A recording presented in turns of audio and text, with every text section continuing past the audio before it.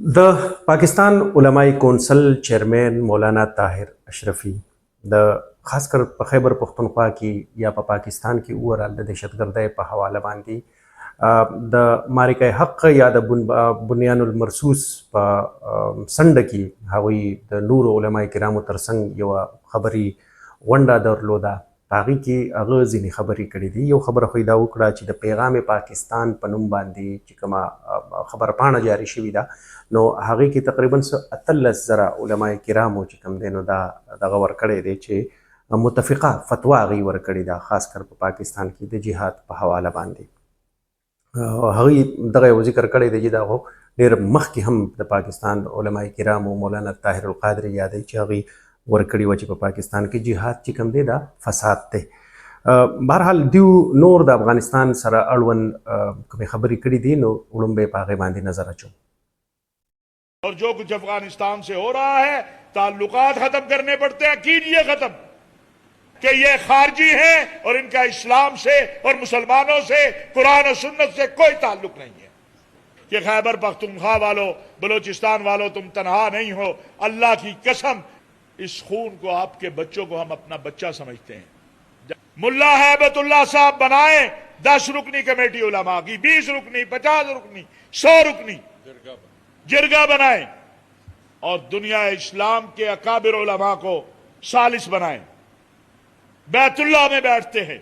अगर हम अफगानिस्तान के बच्चे को अपना बच्चा समझते हैं तो आपको भी पाकिस्तान के बच्चे को अपना बच्चा समझना होगा. क्या जुल्म को जिहाद कहा जा सकता है? बेगुनाहों को आज जो बाजार में लकी मरवत में बेगुनाह लोग उनको निशाना बनाया. क्या मासूम बच्चों को ड्रोनों से जो निशाना बनाया जाता है. مولانا طاهر اشرفي صاحب په دې کې خو یو دا وایي چې که د افغانستان سره موږ له تعلقات ختمول پرېوتل نو ختم دي شي. یو خو دا وایي. دویمه خبره دا کوي چې دا په پاکستان کې چې کوم خلک جهاد کوي یا جهاد نوم وله ورکوي نو دا خارجیان دي، د اسلام قرآن او د سنت سره هیڅ تعلق نشته دی. مولانا هیبت الله ته یې ویلي دي چې د لسو کسانو د علماء کرامو د خپلو علماء کرامو کمیټي جوړه کړه، راویلېږه په بیت الله شریف کې به کینو.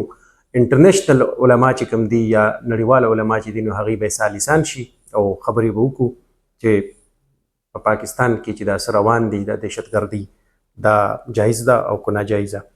په دې کې یو بله خبره هغوی دا وکړه چې افغانستان بچي چې کوم دي هغه موږ خپل بچي ګڼو نو ولې افغانان زموږ بچي خپل بچي نه ګڼي. د دې ترڅنګ یو خبره دا هم یو دعوه وکړه چې د 1978 نه راپدې خوا یعنې د کال 1978 نه راپدې خوا موږ د افغانستان لپاره قربانیانې ورکوو.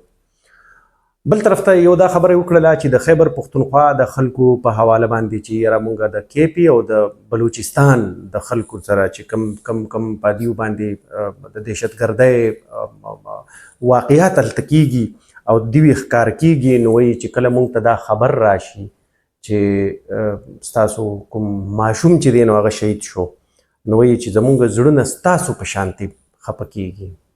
مولانا صاحب په شانتي یو ټکی تاسو استعمال کړو خو ستاسو کور ته تاسو ته چې دلته د پښتنو ماشوم چې کوم دی نو هغه وفات شي شهید شي په یو دماکه کې نو تاسو ته خبر درشي خو د یو پښتون کور ته لاش لاړ شي ډیډ باډي لاړه شي بیا تاسو ریاست بیا دا ووایي چې دا خو چې د قوم دغه دپاره شهادت ورکړو ځان یې شهید کو.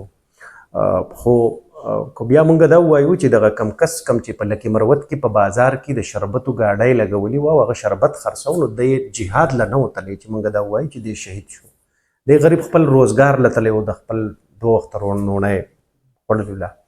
خو مولانا صاحب دا یو خبره هم ده چې زمونږ د پښتون مولانا صاحب چې کوم دی که هغه دا خبرې وکړې نو د هغې غریب بیا نه په مدرسه کې ځای شته، نه یې په جومات کې ځای شته، نه یې په بازار کې ځای شته، هغه بیا په نښه وي.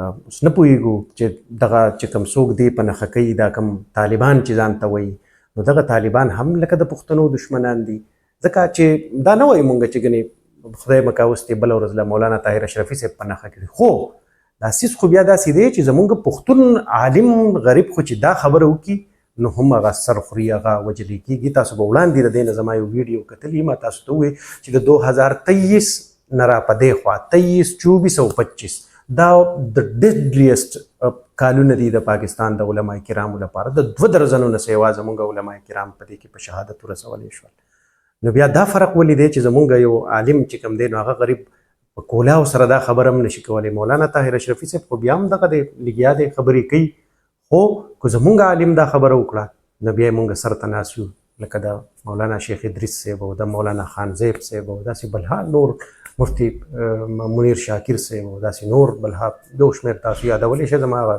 13 ویلاک پې تاسو وګورئ چې څومره مولانا صاحبان پښتانو مونږ بیا د لاسه ورکړي